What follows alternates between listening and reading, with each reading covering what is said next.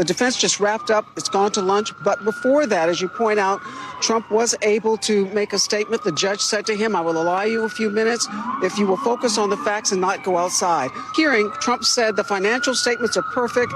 The banks got all their money. They are happy. They were not defrauded, that the money is irrelevant. It is a small number. The legal scholars find this case disgraceful. The amount of taxes I have paid over the period is over $300 million. They say, let's get rid of Trump because I ran for office. I found nothing wrong. And he says, this is a persecution. At that point, the judge looks at his attorney and says, please control your client. Trump comes back and says, they wanted a directed verdict, Your Honor. I did nothing wrong. They should pay me for what I've gone through. She's trying to publicity run for office. The judge says, thank you, Mr. Trump. At that point, again, it seems as though the judge was saying that the former president was going outside the boundaries of what he was allowed to say, and he was not allowed to talk about the lawyers, the legal aspect of the case, or to bring in any kind of politicking in this. And when he got to that point, he was told that his time was up.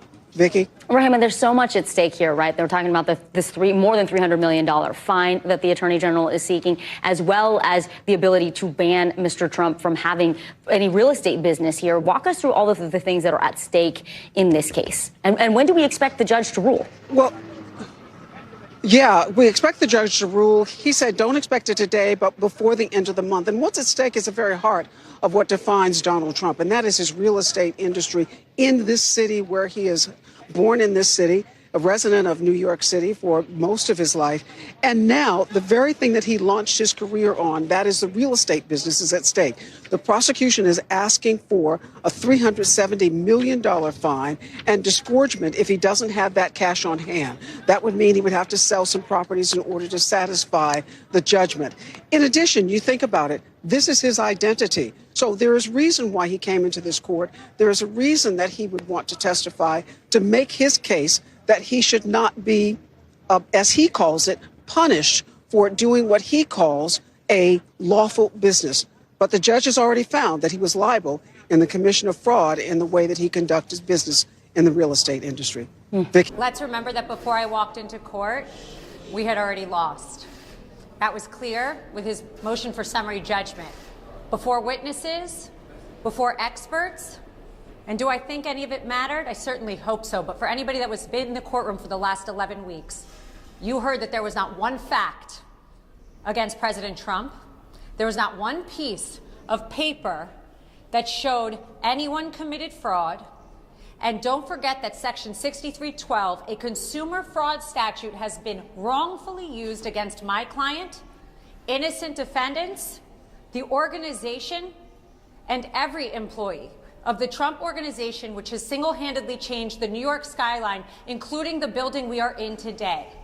These are special properties. Real estate is an art, not a science. But you know what else is an art? You know what else isn't a science?